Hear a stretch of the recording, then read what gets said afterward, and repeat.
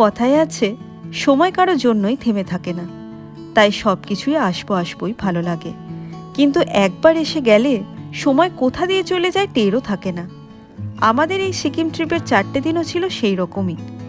বহু বছর বাদে পাহাড়ে আসা নিয়ে মনে ছিল নানান স্বপ্ন, কিন্তু পাহাড়ের মাটিতে পা রাখার পর বুঝেই উঠতে পারিনি চোখের নিমেষে কোথা দিয়ে এক একটা করে দিন কেটে গিয়েছিল। রোজ সকালে ঘুম থেকে উঠে ঘুরতে বেরোনোর তোড়জোড়, আর দিনের শেষে পরের দিনে ঘোরার জন্য প্রস্তুতি নেওয়া, এইভাবেই কেটেছিল আমাদের দিন তিনেক।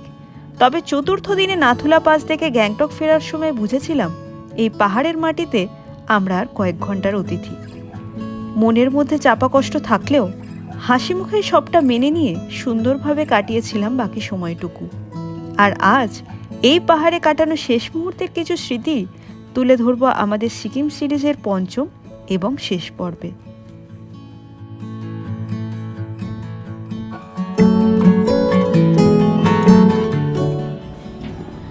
বেলা এখন 3:30, আর আজকের মতো ছাঙ্গু লেক বাবা মন্দির ট্রিপ ওভার। যাই হোক, সকালবেলায় যেখানে ব্রেকফাস্ট করেছিলাম ফেরার সময় সেখানেই হালকা ফুলকা একটু স্ন্যাক্সের মতো খেয়ে চলে এসেছি। আজকে আর সেরকমভাবে লাঞ্চটা হয়নি। এখন আপাতত রুমে একটু রেস্ট নেব, তারপরে বিকেলের দিকে বেরোবো। গতকাল যে কেনাকাটাগুলো বাকি ছিল সেইগুলো আজকে যেহেতু লাস্ট ডে আমাদের গ্যাংটকে, কালকে ফিরে যাব আবার বাড়ির দিকে। তো ফিরে যাওয়ার আগে বাড়ির সবার জন্য আর নিজেদের জন্য এখানকার স্মৃতিস্বরূপ কিছু ছোটোখাটো কিছু কেনাকাটা সেরে নিয়ে যাব। তো আপাতত এখন রেস্ট নেব, বিকেলের দিকে বেরোবো আবার এমজি মার্গের জন্য।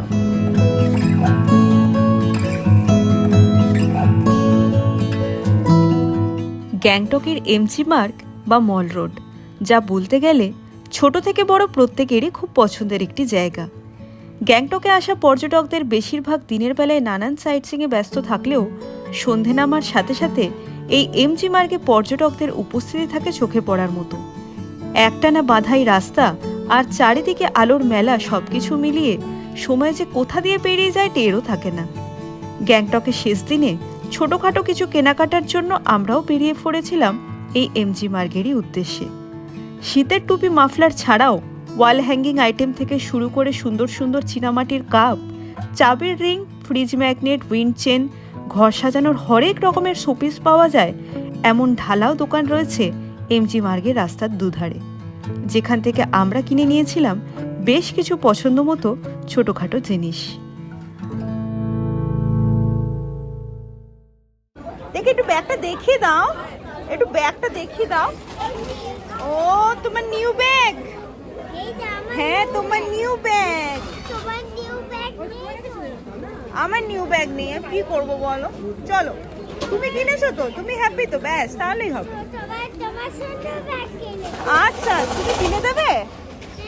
আচ্ছা ঠিক আছে, আচ্ছা চলো চলো চলো।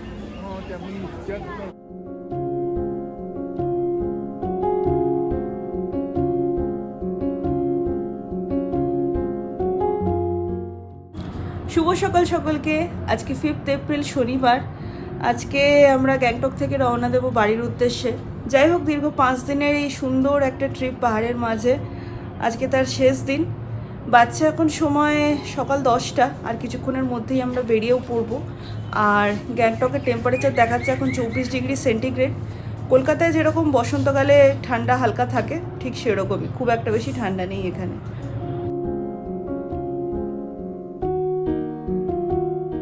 সময় যখন বেলা 11:15, দীর্ঘ 4 দিনের খুব সুন্দর একটা ট্রিপ কমপ্লিট করে তখন আমাদের ঘরে ফেরার পালা। সত্যি কথা বলতে, পাহাড় বা সমুদ্রের মাঝে বেছে নিতে হলে আমি বরাবরই সমুদ্রকেই প্রাধান্য দিয়েছি।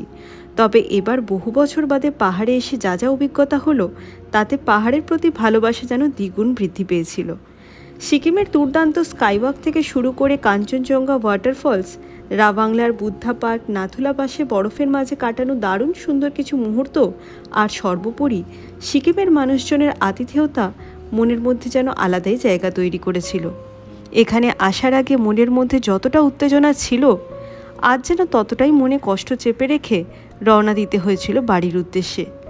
তবে সকাল থেকে খালি পেটে একটানা প্রায় 1.5 ঘন্টা পথ চলা সম্পন্ন করে রাংপুর কাছাকাছি পৌঁছতেই কিছু ভালো রেস্টুরেন্টের সন্ধান মেলায় নিজেদেরকে আর আটকে রাখতে পারিনি। রাস্তার ধারেই একটা মাল্টি কুইজিন রেস্টুরেন্ট দেখে আমরা ঢুকে পড়েছিলাম একটু ভারী জলখাবারের উদ্দেশ্যে। 2 প্লেট আলু পরোটা, 1 প্লেট ছোলা বাটোরা আর 1 কাপ করে চা খিদে পেটে যে নিমেষের মধ্যে কোথা দিয়ে শেষ হয়ে গেল টেরও পেলাম না। তবে খাওয়া দাওয়া শেষে পথ চলা শুরু হতেই মেল্লির কাছাকাছি পৌঁছে শুরু হলো বিপত্তি। বর্তমানে সিকিম এবং উত্তরবঙ্গের বহু জায়গায় চলছে রাস্তা মেরামতের কাজ, যার ফলে যাতায়াতের পথে প্রায়শই পর্যটকদের পড়তে হচ্ছে এমন যানজটের মুখে, যা সত্যি যন্ত্রণাদায়ক। আর দুর্ভাগ্যবশত বাড়ি ফেরার দিন তেমনই যানজটের সম্মুখীন আমাদেরও হতে হয়েছিল।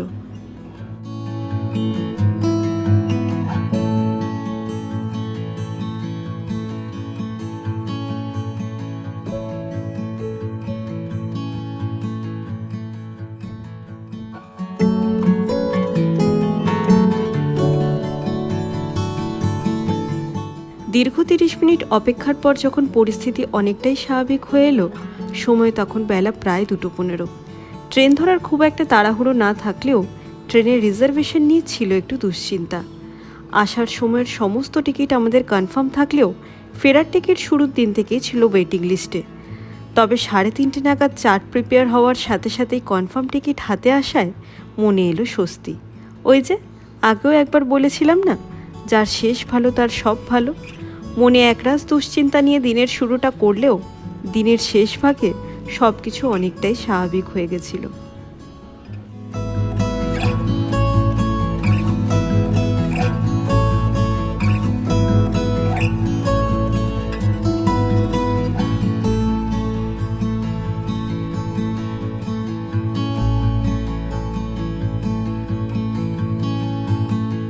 বাজে এখন প্রায় 4:30। আমরা ফাইনালি পৌঁছে গেছি নিউ জলপাইগুড়ি জাংশন। তবে এখন ট্রেন 7:30টার দিকে আসবে, তো এখন 3 ঘন্টার অপেক্ষা।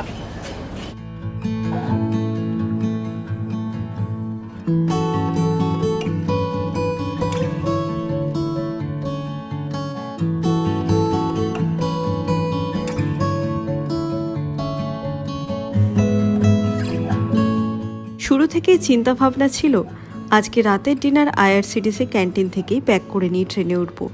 তবে পেটে খিদে আর হাতে অগাধ সময় থাকায় মেয়েকে সাথে নিয়ে চলে এসেছিলাম ক্যান্টিনের খাবার চেখে দেখার জন্য। মেয়ের জন্য নিয়েছিলাম ওয়াটারমেলন জুস আর আমার জন্য ডিম বিরিয়ানি, যা স্বাদেও মানে ছিল সত্যি অতুলনীয়। খাওয়া দাওয়া পর্ব শেষে ঘণ্টাখানেক সময় নিউ জলপাইগুড়ি স্টেশনের এক্সিকিউটিভ লাউঞ্জে কাটিয়ে সন্ধে যখন প্রায় 7:10 এবারের মতো পাহাড়কে বিদায় জানিয়ে ব্যাগপত্র নিয়ে রওনা দিলাম তখন ট্রেনের উদ্দেশ্যে। তবে যেতে যেতে মনে একটাই প্রতিজ্ঞা করেছিলাম, এবারের মতো পাহাড় ভ্রমণ শেষ করলেও এই পাহাড়ের টানেই ফিরে আসবো আবার খুব শীঘ্রই।